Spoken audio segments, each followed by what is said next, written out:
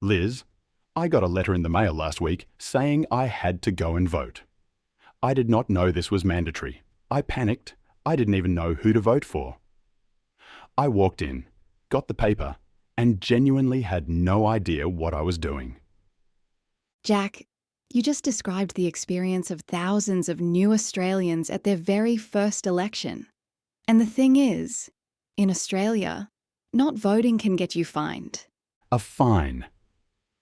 For not voting? That's right. A fine. For not voting. Australia is one of very few countries in the world where voting is compulsory, legally required. And if you are applying for Australian citizenship, or if you simply want to understand the country you are living in, this episode is essential. We are going to break down the entire Australian political system in plain English. No jargon. No confusion. And we will explain the voting system that confuses almost every new voter, including Australian-born ones. We will get to that in segment 3. So stay tuned. Hi everyone, I'm Liz and welcome to Learn Australian English, the podcast where we teach you real Australian English through real Australian topics. And I'm Jack. Today, Australian politics and voting. Now, we know what you might be thinking. Politics? Really? But here is the thing.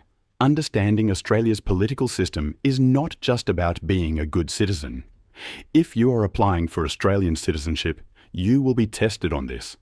And even if you are not, this knowledge will help you follow the news, understand your rights, and participate confidently in Australian life. We will also teach you the vocabulary that comes with all of this. So by the end of this episode, you will be able to talk about Australian politics comfortably, confidently, and in completely natural Australian English. Let's start with the foundation. What type of country is Australia politically? Australia is a constitutional monarchy and a parliamentary democracy. Let's break those two terms down. A constitutional monarchy means Australia has a monarch, currently King Charles III, as the head of state. The head of state is the symbolic leader of the country. However, the king does not govern Australia day to day. That role belongs to elected Australian leaders. The king is represented in Australia by the Governor-General at the national level and by governors in each state.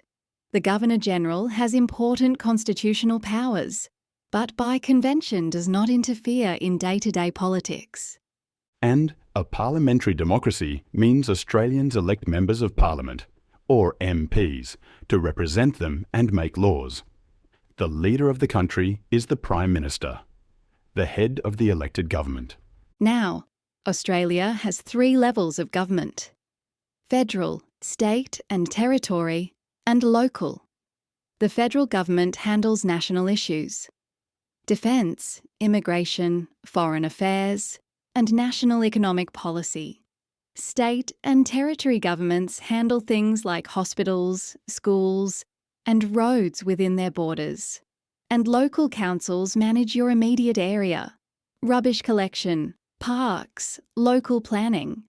So when Australians say the government, it is important to know which level they mean. The federal government sits in Canberra, Australia's capital city, in the Parliament House.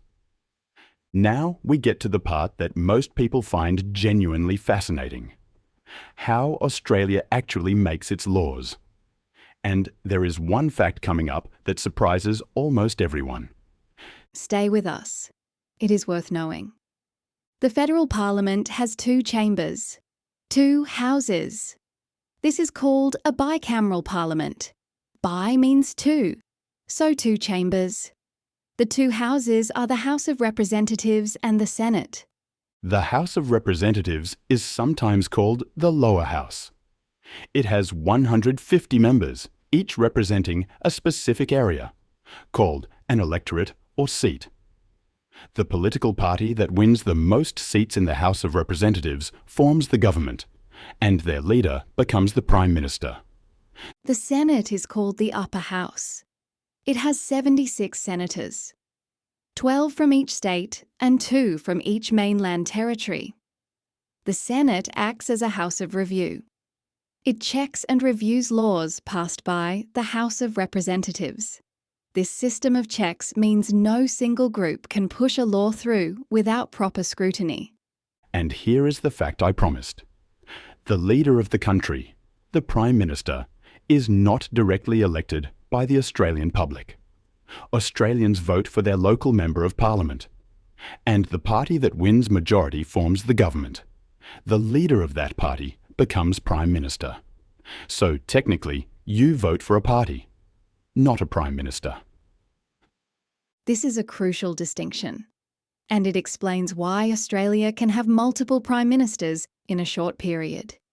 If a party votes internally to change its leader, a new Prime Minister can take office without a general election. Australia had 6 Prime Ministers in 10 years at one point. That is quite a ride. It really was. The opposition is the major party that did not win government. They form the shadow cabinet and hold the government accountable. Their leader is called the Leader of the Opposition. Okay? We promised you the voting system that confuses almost everyone. Here it is. First, the big one. Voting in Australia is compulsory. That means it is legally required. Every Australian citizen aged 18 and over must be enrolled to vote, registered on the electoral roll, and must attend a polling place on election day. If you do not vote without a valid reason, you can be fined. Compulsory voting makes Australia quite unusual. Only about 20 countries in the world have it. The fine for not voting is relatively small, but the principle is significant. Australia believes civic participation is a shared responsibility. Voting is not just a right here, it is a civic duty. Elections are held on Saturdays. Always a Saturday. At polling places such as local schools, community halls, and town halls. You take your name off the electoral roll, receive your ballot papers, go into a private polling booth, mark your vote, and place it in the ballot box. The process is very well organised and usually quite quick. And here is a uniquely Australian election day tradition: the democracy sausage. Community groups set up sausage sizzles outside polling places on election day. You vote, then you buy a snag in bread. It has become a beloved national tradition. And there is even a website that tracks which polling places have the best sausage sizzle. Only in Australia. Only in Australia. Now, the voting system itself. Australia uses preferential voting, also called ranked choice voting. Instead of just choosing one candidate, you number all the candidates in order of your preference. Number 1 is your first choice. Number 2 is your second choice. And so on. Your vote goes to your first choice first. But if your first choice candidate does not win enough votes, your vote then transfers to your second choice. This continues until one candidate has a majority. This means your vote is never truly wasted. Even if your favourite candidate does not win, your preference still counts. The Australian Electoral Commission, or the AEC, runs all federal elections and publishes guides in multiple languages to help voters understand the system. Australia's major parties are the Australian Labor Party, known as Labor, and the Liberal Party, which often governs in coalition with the National Party. There are also minor parties, including the Australian Greens and various independent candidates. One important note: the Liberal Party of Australia is actually the Conservative Party, not liberal in the American sense. In Australia, liberal refers to economic liberalism, free market principles, not social progressivism. The Labor Party is the centre-left party, historically linked to the union movement. Australia's democratic values include the rule of law, meaning everyone is equal under the law, freedom of speech, the right to express your opinions openly, freedom of religion, the right to practice any religion or none at all, and the separation of powers. The legislature makes laws, the executive implements them, and the judiciary interprets them independently. Before we wrap up, for anyone preparing for the Australian Citizenship Test, the key facts: Australia is a constitutional monarchy and parliamentary democracy. The head of state is King Charles III, represented by the Governor-General. The Prime Minister leads the elected government. There are 3 levels of government. The federal parliament has 2 chambers.